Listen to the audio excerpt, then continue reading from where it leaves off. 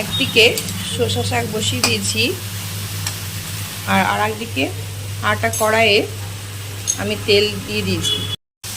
শসা শাক করবো রান্না করছি, আর হচ্ছে ঝিঙা পোস্ত করবো আজকে।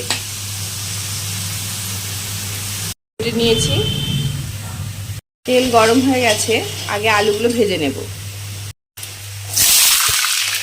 দিয়ে দেবো লবণ,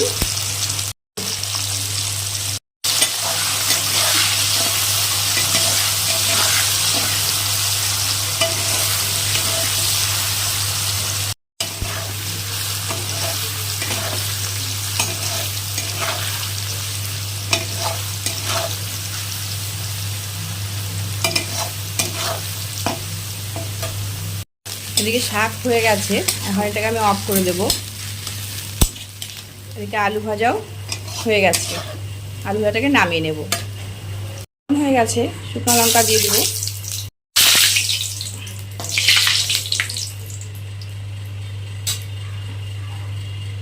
কালো জিরা, 5টা কাঁচা লঙ্কা, ঝিঙা। আগে অল্প করে ঝিঙা নাড়াচাড়া করে নিয়ে একটু ভাজা করে নেব, তারপর বাদ বাকি ঝিঙাটা দেবো।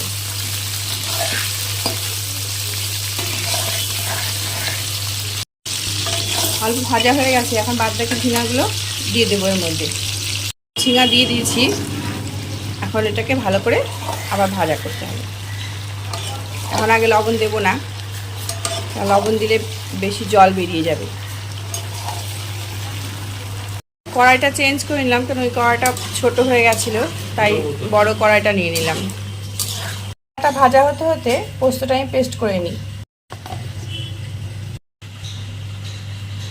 পোস্ত বাটা হয়ে গেছে, ঝিঙা থেকে প্রচুর জল বেরিয়ে গেছে। এখন দিয়ে দেবো লবণ, একদমই সামান্য হলুদ, পোস্ত দিয়ে দিলাম, আলুগুলো দিয়ে দিলাম, দিয়ে দেবো মিষ্টি।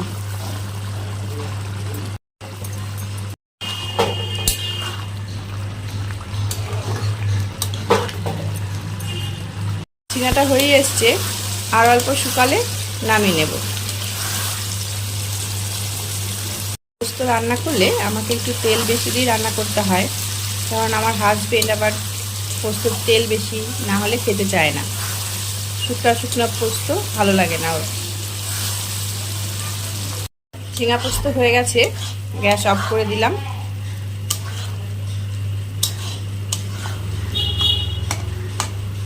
কার কার পোস্ত খেতে ভালো লাগে